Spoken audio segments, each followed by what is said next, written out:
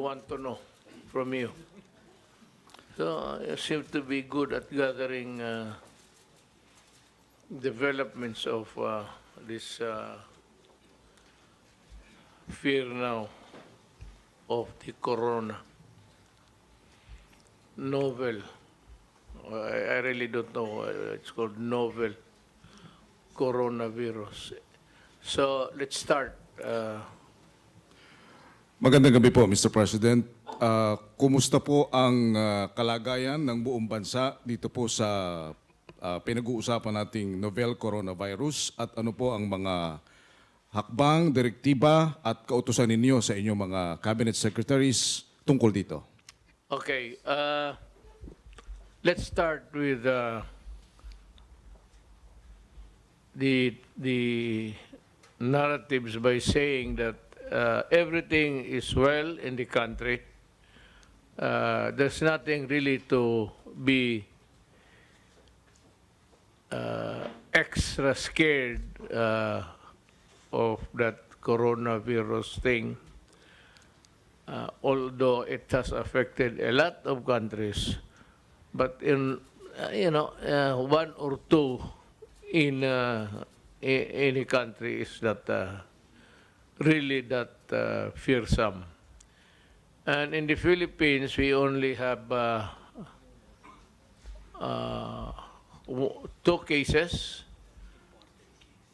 2 reported deaths, and but they were Chinese, just imported, hindi galing dito.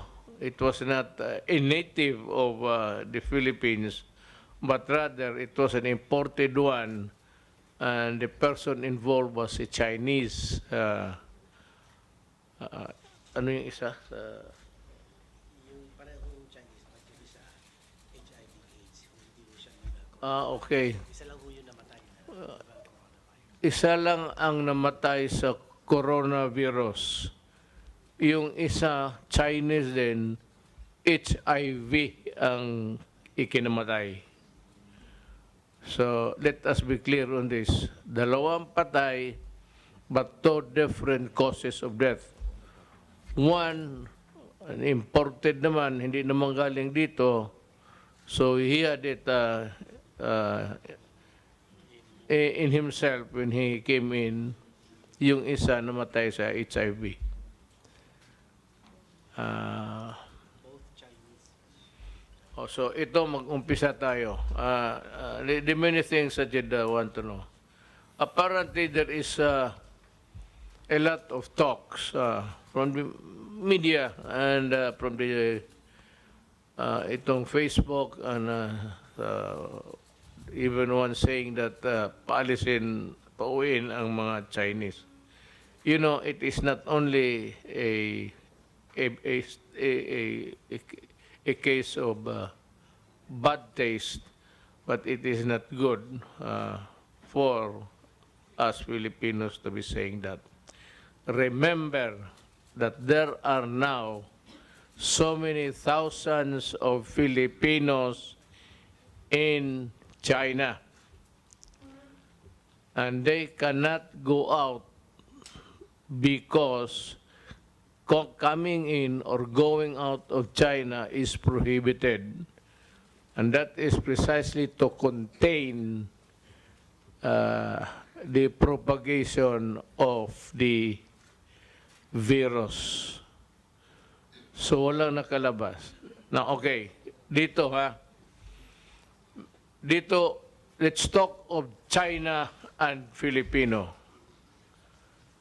Dito sa atin, walang pupunta ng China. Andito naman sa China, in and out, hindi sila pwede sa Pilipinas. Ngayon, if that is clear to you, or if not, then ask the question now because I have another topic for that. Meron kayong question? Basta China, in or out, wala tayo dyan. And dito, we are not allowing them to go there, our countrymen, and no Chinese, yung galing China pumapasok dito. We are not allowing entry. Okay? But Chinese who are in foreign lands on board foreign airliners and they have the valid visa, they can come. Except, I said, yung aeroplano ng ano. Especially Chinese who have been there or in any other place, Canada. Most of the Chinese in North America are in Canada and in the United States. Ngayon, pagka umuwi sila, tapos foreign airlines, hindi naman galing China yung aeroplano, they can come in. If the port of destination or the place where they want to go is Philippines. Nakuha ninyo yon? Yes, sir. Okay. What's the next question? Ina Andulong of CNN. Good evening, Mr. President. Sir, have you finalized or identified any quarantine facilities in the meeting earlier? Hindi pa ngayon. Dalawa lang ang namatay. But if it comes to a form requiring the quarantine of persons, either local or foreigners, I have directed Secretary Doki here to prepare a space, a ward in our hospitals or a separate building room where we can house them. And wala pa namang, hindi pa kailangan yan, pero I said we will prepare. Now, there is a certain area which was donated by a Chinese philanthropist na hindi nagamit. I don't know why, because that was really intended for the rehabilitation of addicts, yung addicted to Cebu. Ang problema kasi nito, well, tapos na eh. It's too late to be. Alam mo, sabi nila malayo. So they opted to have this community-based rehabilitation. You know, any expert about rehabilitation of addiction to anything, drugs, alcohol, you are removed away from your place of residence. Kaya nga that is a part of the regimen so that to train you really and to make you, you know, feel the loss of family, friends, house, community, if you are not sincere in being rehabilitated. You have to work out these sentiments by yourself na gusto mong umuwi sa anak mo. Kung itong dito sa malayo, dito sa malapit, kung community-based, tapos sa gabi wala rin magwardya, nothing doing. That was my misgivings actually when that was started. Pero because of the hysteria, ang nabasa ko noon, well, I said I was a prosecutor. I was a trial prosecutor. And early on, I was already reading materials about rehab and addiction, how it affects your physical being. Yun ang nangyari. But that building I think the first building is vacant, not used. Problem is, I think, si Governor ayaw niya. Nandyan sa Fort Magsaysay, that building is inside a national government reservation. Maluwang yan. So marami akong ilagay dyan kung ang contagion actually, it's epidemic if it is just regional or local or national. It is pandemic if it is worldwide. So, yun ang ako. Or I can, well, I will expropriate. Kunin ko yung building mo, whether you like it or not, in times of emergency, I can always, it is confiscatory in nature. You confiscate. Then you make it a hospital. Bring in the equipment and you stay there inside the building where the egress and ingress is controlled. And lahat yung, remember my SARS, every regional office in the country was ordered to provide a space, and there was a vehicle provided by the government which was, washed over with disinfectant para to minimize contamination. Now, here is a problem. Sabi ng mga experts, it could be transmitted from person to person, person to animal, animal to animal. So, but says Tugade, Secretary Tugade of the sa transportation asked if it can be also contaminated in inanimate things. Ang sabi na yung doorknob, merong traces sila nakita. That's according to the WHO. It is not confirmed as really a valid reason to avoid it, but there are indications that it can be transmitted also by inanimate things, meaning to say, yung hinawakan niya, hawakan mo rin, yun.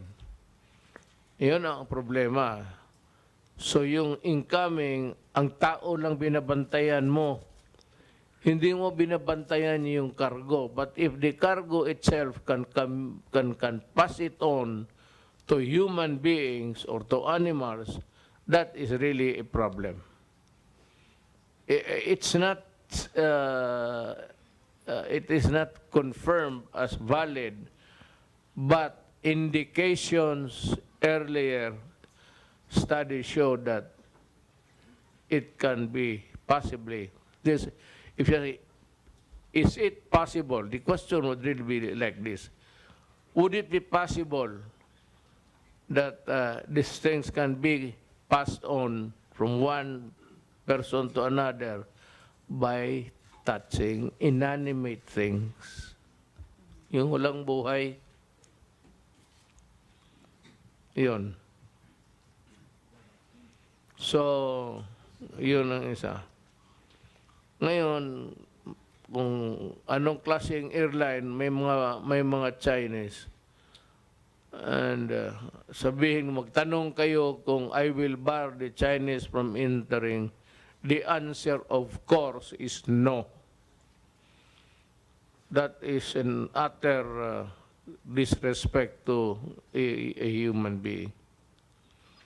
At kung meron man, if there are Chinese found positive, and we do not want them to travel to further aggravate the situation, we can assure the Chinese government that we too will help. And this kind of mentioning the Chinese and blaming them, it's like a sinophobia. You eat anything that is Chinese, it is not good because we have, I said, so many. And not only that, one is that we have many Filipinos in China. Second is, even if there are none, you know, we are a community of nations. We cooperate. China has been kind to us. We can only also show the same favor to them. Stop this xenophobia thing about, kasi ang gusto ko masabi nila na yung ito ngayon, they're blaming the Chinese na galing sa China. It can always, how would you call this, incubate in some other places.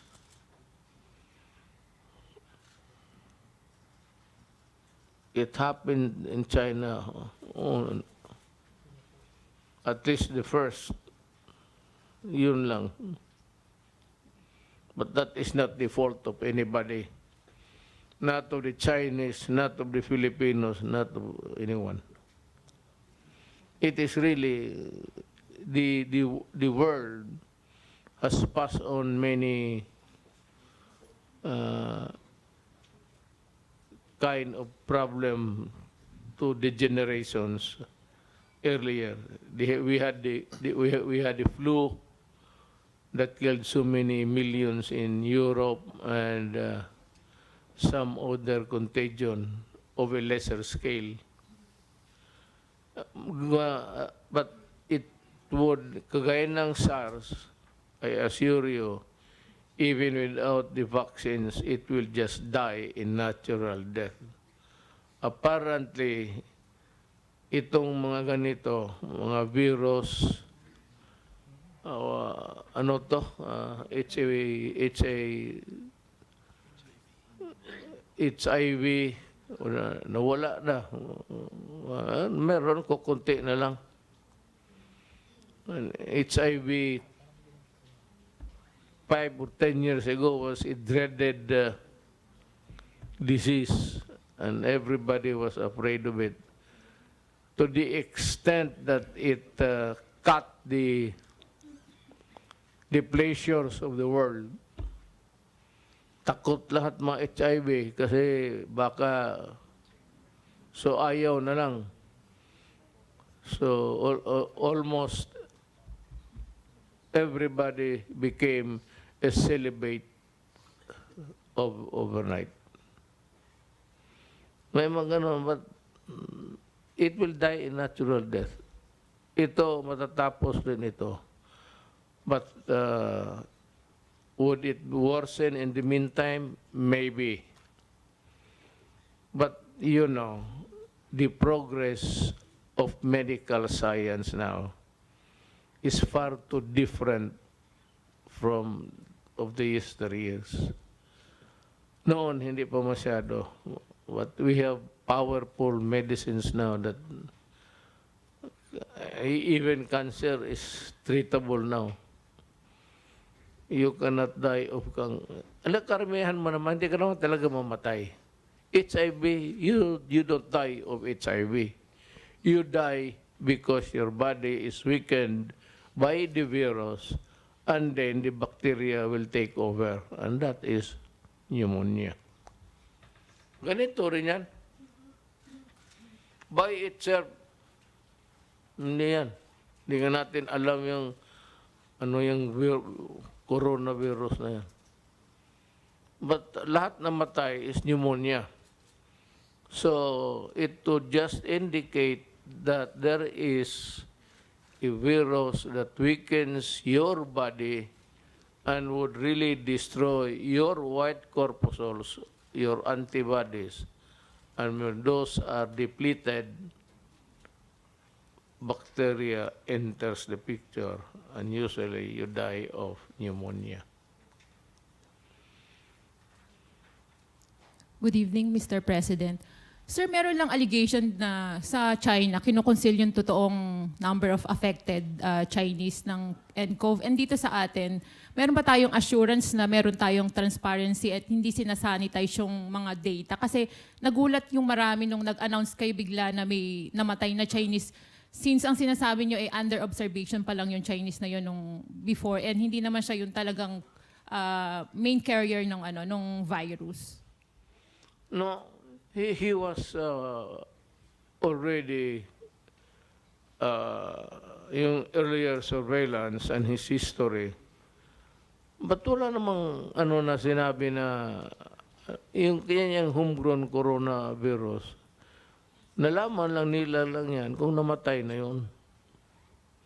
Wala naman tinago doon. We will not, this I can assure you, this government will never hide anything. If it says that you're going to die tomorrow because of this conflict, it's a contagion all over, we will tell you that. If it would cost you lives, we will not hide that. Why should we? It's a reality. Whether you admit it or not, you have to bury the dead. So what is there to hide? It's not a treasure. It is not something of value to us. It does not contribute to the national wealth. Why should we hide? Why should we hide it from the press? When we are supposed to tell the press, you, that go to the world and announce that there is this thing that's happening and this is what we should be doing. And then, sir, follow-up. Sir, yung DOH nag-a-advise sa public na magsuot ng face mask, pero ang reality, wala talagang mabili sa market. So, meron ba kayong plan to at least mag-emergency procurement para Yes. magkaroon ng supply? We are procuring and we have supplies coming in. You don't know. The supply is depleted because there is an emergency and there's a need for it. So everybody is buying. That's the reason why there is a scarce supply in the market. Without the virus, the masks are not being sold by the thousand. May virus kaya yung virus ang nagpamahal niyan. But if you're asking, is government doing something to buy more, to protect more? Yes, we are doing it. We are not just sitting down here. That's why we called for this conference. And we have resources coming in. We do not want to give you the expectations because that's something which cannot be delivered almost all on time. And you know, sometimes when we announce it, it is taken differently, in a different light. Sir, last na lang po. Sir, napag-usapan niyo po ba yung worst case scenario ng nCoV dito sa ating bansa? And meron na po bang preparations about this?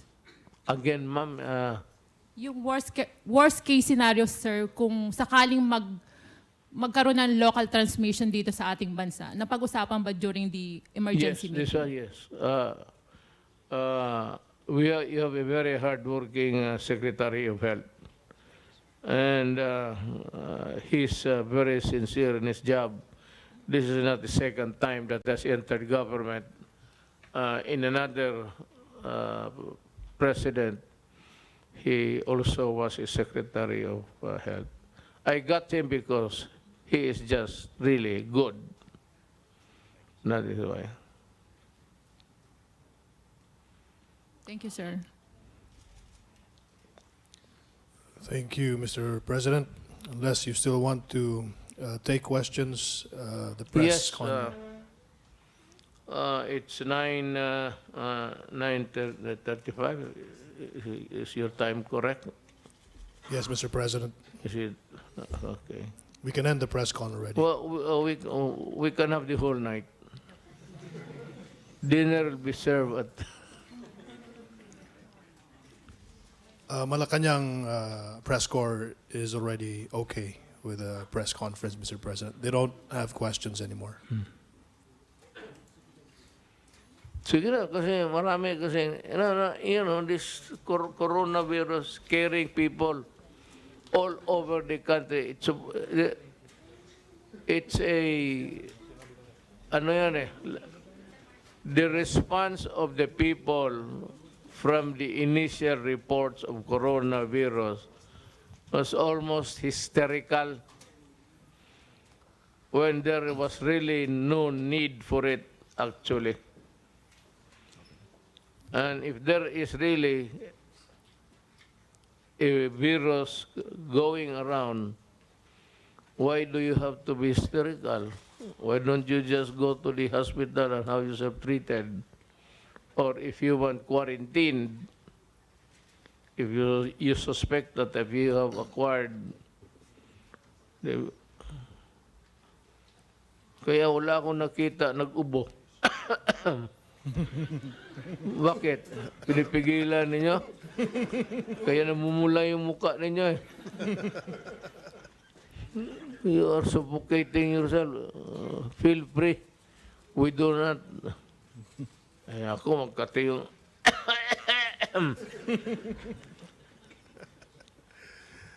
Ace Romero of the Philippine Star has a question. Mayor, aside from China, there are also other countries that have been affected by the nCoV.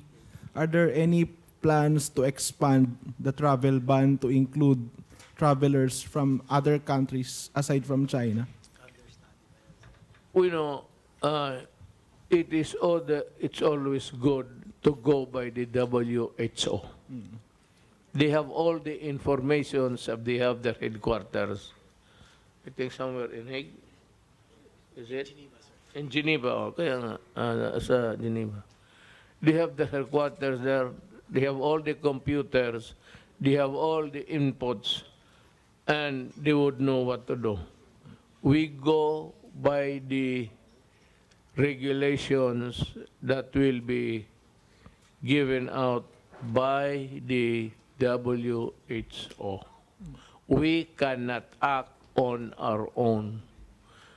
This is something which would require the discipline for everybody and to follow the governing entity, which is the WHO. So the temporary ban will just be limited to China and the special administrative regions for Yes. now? Okay. Yes. Okay. Administrative regions. And the administrative regions are Macau and Hong Kong. Okay. Thank you, Mayor. No, salamat rin. Thank you, Ace. No more questions, Francis? Francis? Now is the time to ask so that you will not be, you do not play into the hands of this rabble-rouser about painting a bleak world for us. Of course, there would be this kind of things that will happen in one generation or another. Francis Wakefield from the Daily Tribune. Sir, good evening po. Sir, tanong lang namin po, considering yung health niyo po, sir, di ba, na 74 na kayo, will you limit your engagement, public engagements po, considering na yung threat nga po ng virus sa country? Me personally, you're asking me personally. Well, of course, I'll tell you Yes, what. sir. I just said a little while ago, I don't know if you heard it. When my time comes, it will come. When your time comes, we will know, because you will be absent.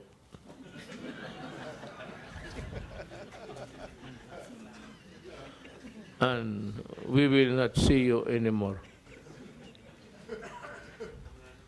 how sure are you that you will die? Or how sure are you that I will die of?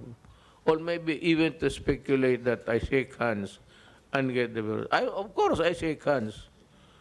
We just saw each other in the chains of command. I have to shake hands with people. You know, alam mo, presidente ako. Eh, hindi naman ako posible. Bye-bye. Hi. Okay, how are you? Good. And if somebody would extend his hand to any gesture of handshake, huwag na lang muna yan. Kaya, you know, when my time comes, you will know. Because I will go out of Malacanang in a funeral car. Ano, panahon-panahon itong maniwala niyang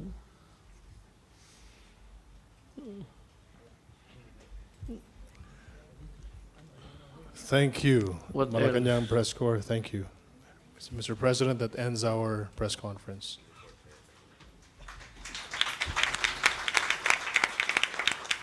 ina, wala ka ng pahabol. Nandoon pa naman sa labas siguan.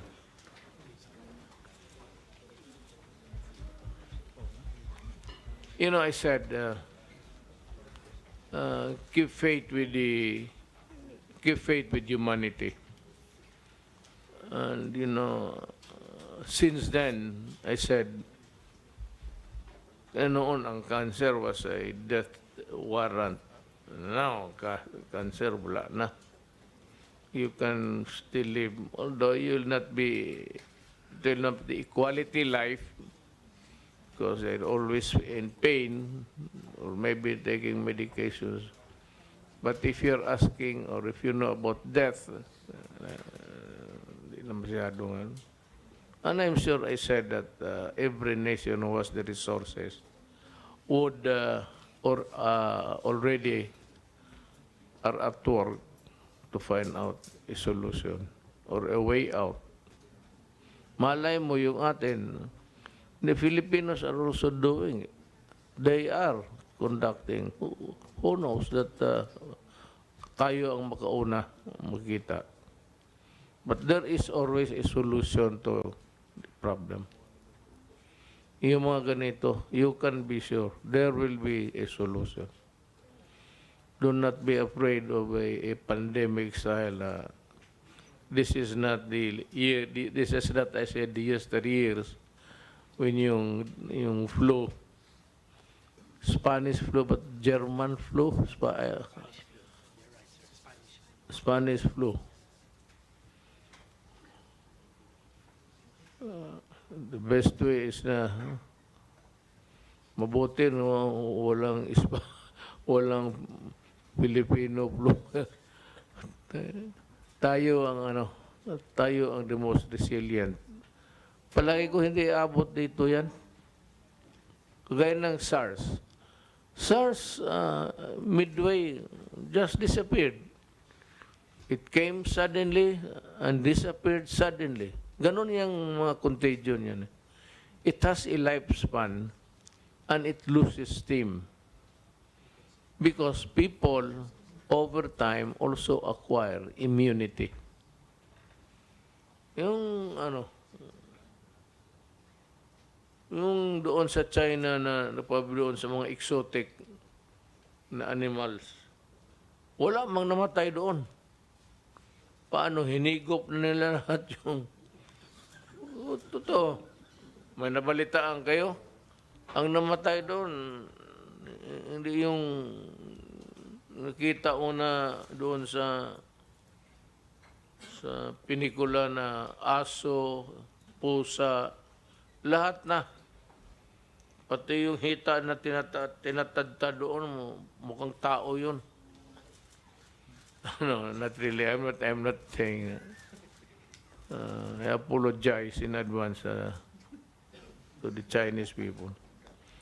I'm just being funny, but those exotic foods, maybe.